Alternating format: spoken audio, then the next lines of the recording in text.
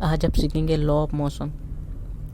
Motion का law क्या है, वो कैसे मूव करता है, उसका कैलकुलेशन क्या है। तो जानने से पहले मैं आपको एक बात बोलना चाहता हूँ, आप इस चैनल को लाइक और सब्सक्राइब कीजिए ताकि हर न्यू वीडियो आपके पास पहुँचे और आपको पढ़ाई के बारे में कुछ जानकारी मिले।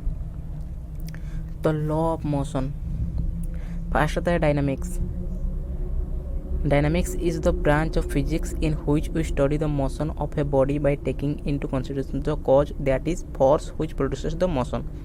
मतलब डायनामिक्स फिजिक्स का ब्रांच है, मतलब उसको बोलते हैं force. Force produce the motion. हम जब एक सब्सटेंस पर फोर्स डालते हैं तभी वो मोशन होता है, वो चाहे वो अपवर्ड हो, डाउनवर्ड हो, फ्रिक्शनल हो, रोलिंग हो, कुछ भी हो, लेकिन पहले हमको उसमें फोर्स डालना है।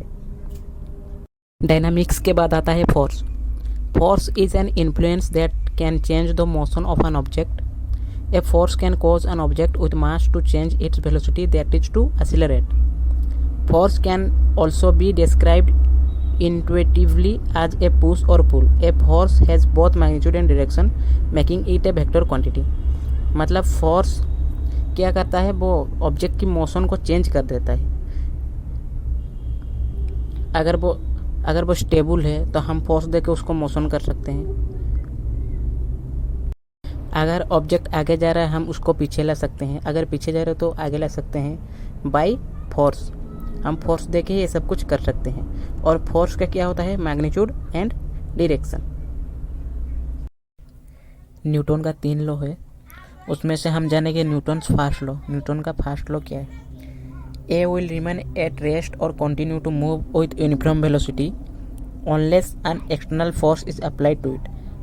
मतलब एक ऑब्जेक्ट रेस्ट में है और वो यूनिफॉर्म वेलोसिटी में हो सकता है, मतलब सेम स्पीड में हो सकता है, उसको बोलते हैं Newton's law first law. Newton second law, when an external force is applied to a body of constant mass, the force produces an acceleration which is directly proportional to the force and inversely proportional to the mass of the body। मतलब कोई भी substance पर हम जब force apply करते हैं उसको बोलते हैं Newton second law. Force directly proportional होता है और mass of the body inversely proportional होता है।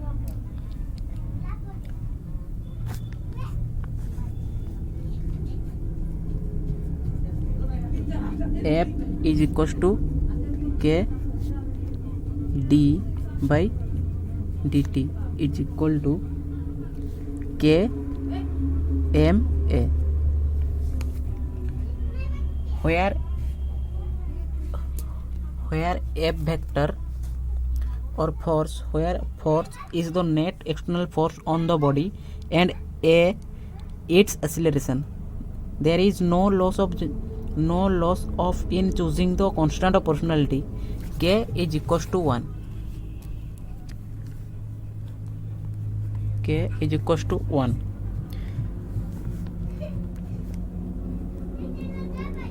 SI unit of force, Newton. N means Newton. 1 Newton is equal to 1 kg into m s minus 2 s to the power minus 2। Newton's का last law है Newton's third law, each and every action has an equal and opposite reaction. मतलब हम किस चीज़ को मारते हैं तो हम जितना एनर्जी से मारते हैं वो चीज़ भी हमको उतना एनर्जी से मारता है। ये होता है Newton's third law. Thank you. अभी आप तक इस चैनल को सब्सक्राइब नहीं किए हैं तो सब्सक्राइब कर दीजिए, क्योंकि इस तरह हर लेसन आपके पास पहुंचता रहे।